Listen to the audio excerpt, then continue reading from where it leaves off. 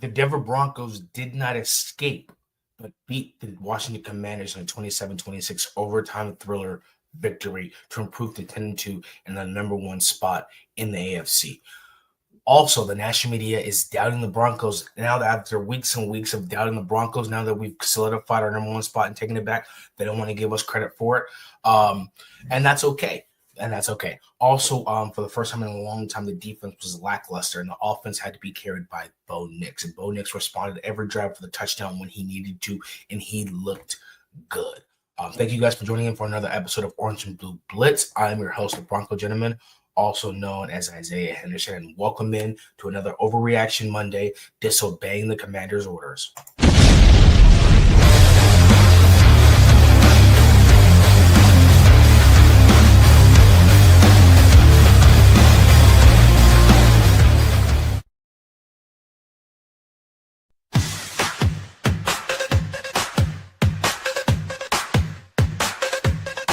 Tune in, now it's time to sit. Orange and blue, we never quit. Broncos pride is lit legit. Every week we're bringing grit. Orange and blue, we bring the heat. Podcast grinding can't be beat. Every play, every style we meet. Blitz so hard it's on repeat. Mile high dreams we elevate. Break it down, we narrate. From the field to fan debate. Broncos country we dominate. We got the passion, we got the drive. Orange and blue keeps us alive. Every tackle, every stride. It's the Blitz where legends thrive.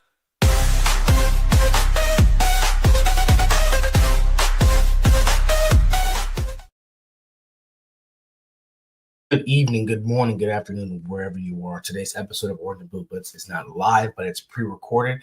It is Overreaction Monday, disobeying the Commander's orders. Yeah, and yesterday we after the bye week, as well as Washington, they both came off the bye week, and it was at home. It was cold, it was windy, and the Broncos came out strong. Offense came out looked good. Whole game. Minus Bo Nix's interception and a couple drives after that. It took the momentum away from the offense. Took a while to get back on it, but we did. Defense, similar to the Colts game. And what the Colts game is, the defense was lackluster and offense had to go bang for bang. Touchdown for touchdown, which we did. This time, one thing I'm noticing with the defense is we can stop tight ends.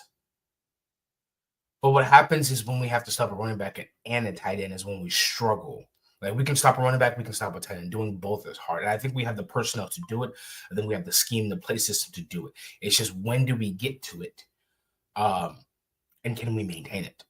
So yesterday, for whatever reason, I know DJ Jones is hurt. He said he's okay. So he should be back against the Raiders. If he doesn't play against the Raiders, that's okay. Wazirike and Michael Rose did good. But we were healthy. All our linebackers were there. Our defensive linemen were there. Yet we seemed to be a little bit behind the ball. It seemed that, especially with Pat Surtain coming back, it seemed like the offense took well to the bye and the defense didn't want the bye. It's like the defense wanted to keep going to keep the momentum up. It looks like that rust and that time off kind of took the defense a little bit to get into it. I don't think that's going to happen again. I think we're going to bounce back and our defense is going to be elite the remainder of the season. I think that was that one get-out game that we had to I think the Packers will be another one because the Packers also have a running back and a tight end. The Packers going to be another hard-fought game. But, there's a couple penalties. Riley Moss had the penalty at the end. Tano Fungo had the penalty. I think this might be Riley Moss's last season starting for the Broncos. Not because he isn't good, but because he's too much of a liability. And he's sitting on the couch. You can predict, hey, they're getting ready to throw it to your way, Riley Moss. You look at the down and distance. You can tell they're a team of desperation. They're getting ready to throw it to your way, Riley Moss. And he did great for the most part into that last part, but he did save that tackle, the game-saving touchdown, which stopped them from, that's a trickle of events. But yeah, defense seemed rusty. Defense seemed out of it. We forced 3 and outs when we could. We had a turnover. We had a couple of sacks as well. So we're still there. We're still active, just not as dominant as we want to be. The edge rushers, the starting edge rushers, definitely going to have a tough film watch because throughout the game, Jonathan Cooper and Nick Benito were out of position. They were trying to do too much. Every time Mariota escaped the pocket, it's because the edge rushers tried to rush inside, and so then he took that outside, and so we didn't respect him as a runner, and so that's why Mariota has the most yards for a running quarterback against the Broncos all season. We've done very, very, very good job against running quarterbacks. Jalen Hurts, Patrick Mahomes, Justin Fields, we do a really, really good job against rushing quarterbacks. Yesterday we did not, and it's because we lost our integrity. We stopped maintaining the outside, and Dan Quinn said it at halftime coming in. He said we want to attack the edges. We weren't maintaining our rush lane integrity, and it's going to be a tough watch for the edge rushers. But then again, Nick Benito, the edge rusher, had the game-winning batted down ball, which we needed in overtime on prime time to give us that win 10-2 and number 1 in the AFC. But before we continue to the offense side of the ball, don't forget you guys to like this video, subscribe to the channel, and share this video with your friends and family. Guys, we are almost at 600 subscribers on YouTube. We are almost there, and that's a thanks and a shout out to you guys. But that's not the only place you can follow us and subscribe. You can follow us on Twitter, YouTube, Facebook, or anywhere you listen to your favorite podcast. My Twitter handle is right below. The Bronco Gentleman, the co-founder of the Orange and Blue Network. Guys, you have to make sure you tune in, follow us, and make sure you hit the notification bell as well, because the Broncos football is back, and so there's much to talk about throughout the week. And today we're starting with Orange and Blue Blitz. Later on this evening, we have Broncos Bros. Tomorrow we'll have nothing wrong with Orange and Blue. Wednesday, we have Doc and JT and Broncos Talk. Thursday, we have Mile High Oukast. Friday, we have Orange and Blue Blitz and Vivo Slow Broncos. And like you saw yesterday, we have the Get Bucked Game Day Show and the post-game, the Bucking Booth Game Day Show and the Buck Your Feelings post-game show. So I'll be back on the Game Day shows next week. Sorry I couldn't be there yesterday, but I made sure to get to you guys this morning without a doubt. I miss you guys, and I can't wait to see you guys later on in the week. But make sure you guys hit that notification as well so you don't miss that. Continuing, Dre Greenlaw had an interception. And I think that there was so much that happened throughout the game that Dre Greenlaw's interception gets overlooked. He had an interception before Hufanga. The first chance it came this way, he caught it and picked it off. We haven't had a middle linebacker do that in a while, and I love that. I really, really do love that. I can't wait for these guys to get back into it and mesh. Today was the first game that the minus Jonah Ellis, but the totality of the defense was almost healthy and played together for a full game. I think the Giants was one of the first games, but Dre Greenlaw didn't play full snaps. He was on a snap count. He's not anymore. So against the Giants, when they were all there, Dre Greenlaw was on a snap count. So there was that. Then you go fast forward against the Cowboys, where you can say, hey, maybe we were fully out there on the Cowboys. Yes, Pat Surtain got hurt at the end of the first half, so he didn't play the entirety of the second half. This was the first game fully that they played together. So there was some Alex Singleton, the green dot, was also back. So they were first time coming back after the bye, a little bit rusty, a little bit cold, at someone else's home. So it took a little bit for them to get together, but we finally shut it down. I'm happy for Drake Greenlaw's interception. Riley Moss is on thin ice, really, really, really thin ice. There's a possibility that Riley Moss will lose his starting position before the end of the year to Chris Abrams' strain. And I think Vance Joseph has to get Jahdae Barron on tight ends a lot sooner. Because once Jahdae Barron was on him, it was a lot harder for tight ends to make catches. So that's on the defense side. The offense side of the ball was the run game was all right. It was all right. It didn't produce like we wanted to produce with J.K. Dobbins. R.J. Harvey had 2 rushing touchdowns. Once again, our running backs and our team is good in the red zone. Bo Nix, outside of that interception, was absolutely outstanding. He threw for 321 yards. That seems to be his hump. He can't get over 320 to 326. That's his max yardage right there that he hasn't broken yet. But outside of the interception, Bo Nix was outstanding. He was absolutely outstanding. And I think that's 2 weeks in a row of the Chiefs and the Commanders of the offense playing pretty good all 3 quarters and not just being stagnant into the fourth.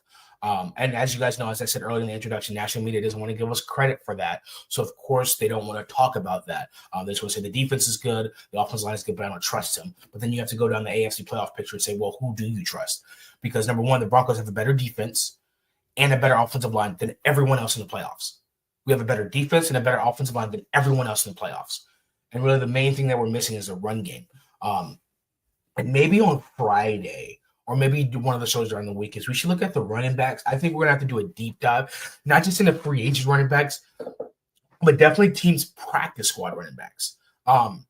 Because people were talking about Audric Estime, but yeah, Alvin Kamara and the Saints running back 1 and 2 are both injured, so Estime got the start because they were injured, so he's not an option. Damian Pierce chose the Chiefs over the Broncos, and so he's running back 2 or 3 over there, so we can't get him. The trade deadline is over, so we can't really trade for anybody, and the free agency is barren and lackluster. So we have to look at people's practice squads and see, hey, is there someone we can snag off a practice squad? Because we really need to. I think RJ Harvey in the catch game is excellent. I think he did really well in his pass pro game. He had a really good game yesterday. He had 2 rushing touchdowns. There were some plays where he could have made where he shouldn't have bounced it outside and just kept going. The announcer said it. They said J.K. Dobbins would not have made that move. Yes, that's true. Jaleel and Bidet aren't reliable enough, so we need a bigger back. And, maybe Latavius Murray. Hopefully, maybe if I'm the Broncos, if I'm Sean Payton, I would have called Latavius Murray a couple weeks ago. I would have said, hey, start getting back in shape so you can pass a physical. Not getting back in shape because then, you need to win. That's something you can't get in a couple weeks, but physically.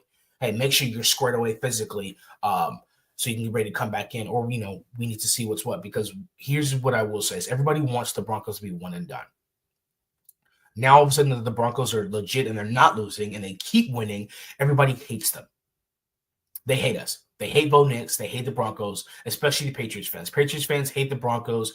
We have a long storied history, but also we're competing for the 1 seed. I expect them to hate us. I want the Patriots to lose to the Giants tonight because the Patriots were talking major trash about us competing against a 3-8 team.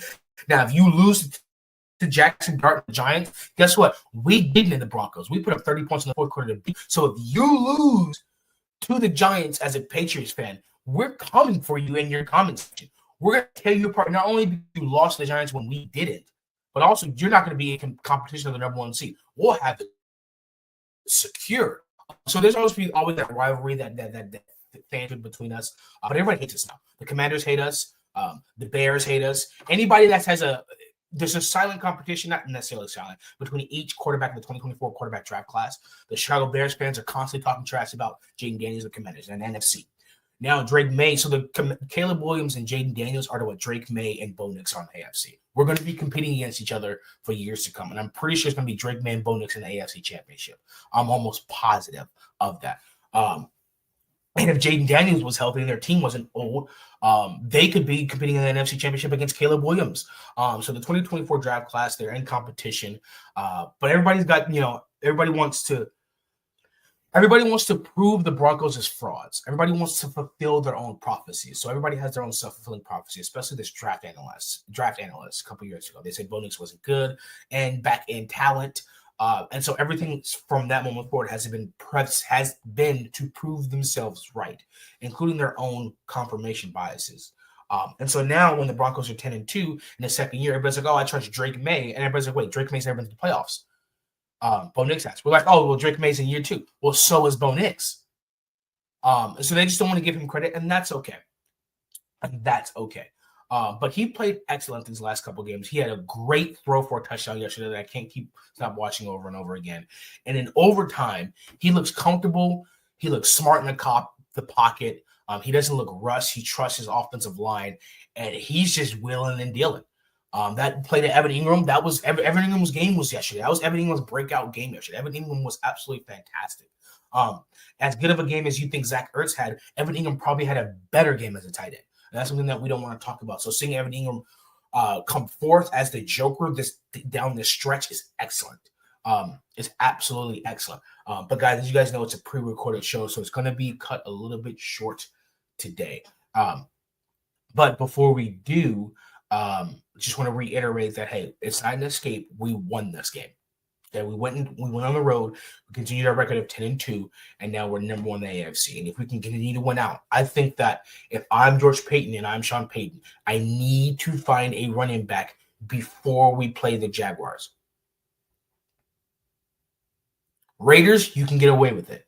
Jaguars, Packers, Chiefs, Chargers, you're not going to get away with it. You need a run game because Bo Nix is playing very, very well. So you need to mirror that. Find someone. If you have to go to the XFL, if you have to go to the UFL, that's where you got Dondrea Tillman. Alex Singleton played in the CFL. So you've got these unrestricted free agents. Like, for example, the Bears backup running back behind DeAndre Swift, Montague, 7th round pick. Go look at these practice squads. Go find some guys you can get. The trade deadline's over. J.K. Dobbins got injured after. We didn't know. We missed out on Dameon Pierce. We're not going to make a deep run unless we can control the line of scrimmage with the run game and time of possession with the run game. Pat Bryant looks absolutely excellent. Cortland Sutton looks really good. Troy Franklin, our receivers looked really, really good yesterday, as well with our tight end. We can get the run game, and our defense is going to get back to form, and we can definitely make a run to the Super Bowl. Winning the Super Bowl, I don't know. There's only one team in the NFC. There's two teams in the NFC that could really, I think, make a difference, and they're both from the same division. The Rams, and that's the Rams, and that's the Seahawks. Not worried about the Eagles. We already played the Eagles. We already beat the Eagles. The Eagles suck. Excuse me. We are better than the Eagles. Packers. We play them. We got them coming up. We'll find out. Lions are iffy. They're inconsistent this year. The Bucks are inconsistent this year. Who else from the NFC? Everybody talks about the NFC is by far so much better than the AFC. Maybe this year. But the Rams just lost to the Panthers, and everybody's wanting to say, "Oh yeah, we still believe they're Super Bowl contenders, still MVP." Yeah, whatever the case may be. Patriots schedule has been they're a good team. The Patriots are a good team. They beat the Bills, they beat the Bucks, they beat the teams they're supposed to beat. But Drake May doesn't have any playoff experience. Everybody's like, "Oh, I trust them." Yeah, the Broncos, playoff experience, Super Bowl winning head coach, best defense, best offensive line. And so with the Rams, I think we can match up well. I think that's going to be a good game. I don't think that we would win that game. I think the game would be close. I could see something like 31-24. Super Bowl, the Rams beat the Broncos. Seahawks as well. They have a good run game, good play action, but I think that our defense is better equipped for the Seahawks than it is for the Rams. The Rams have less of a run game than the Seahawks. Both of them have elite defenses. So those are the only two teams I'm worried about in the NFC. I don't fear anybody coming out of the NFC. For anybody at all coming out of the AFC. But yeah, we came out with no injuries. We're traveling to Las Vegas. Hopefully go 3-1 in the division, go 11-2, continue that stranglehold on the division, continue to get number one in the AFC.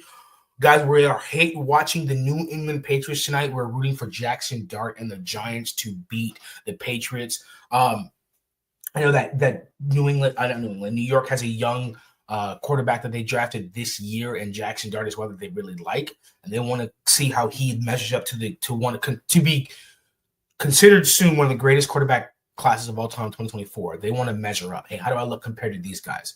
So I'm rooting for Jackson Dart and Wan'Dale Robinson and the rest of the Giants to come out and really, come out and let's spoil it for the Patriots. So definitely rooting for the Giants, rooting for Jackson Dart and those guys. And I think that Vance Joseph is going to be you guys' head coach next year. I mean, that's a great spot for them. They don't like their GM. Their GM's not bad. Yes, giving away Saquon Barkley was bad, but the Giants weren't going to go anywhere. Signing Daniel Jones, going to the playoffs, that was all right. And they've got a pretty good defensive line. They've got Wan'Dale Robinson and Malik Neighbors when he comes back from injury. They've got Jackson Dart, Cam Scatterbill, probably another running back when they get back from injury, and probably draft another one. They've got Andrew Thomas, a good left tackle.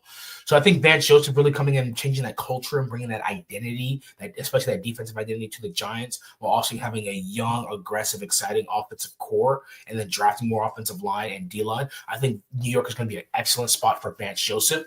So we're rooting for the New York Giants tonight. We're going to watch them upset the Patriots, and then we're going to say, hey, that's a good spot for Vance Joseph to go in because they have some pieces. Hey, they beat the 10-2 Patriots. That's what we're going to be saying.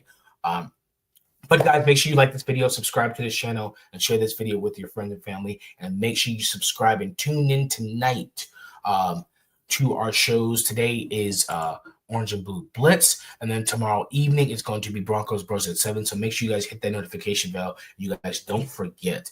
I appreciate you guys tuning in to another episode of Orange and Blue Blitz. Today's Overreaction Money, disobeying the commander's orders.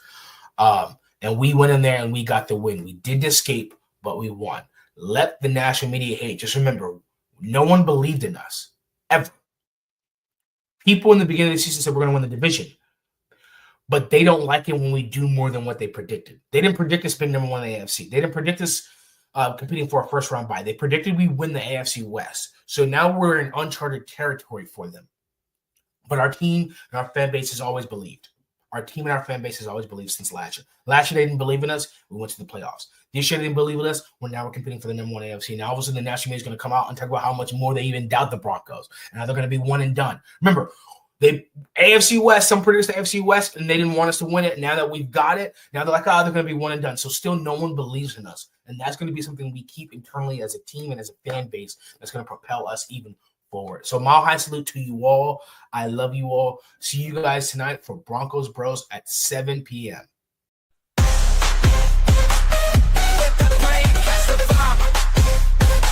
Orange and blue will take a ride.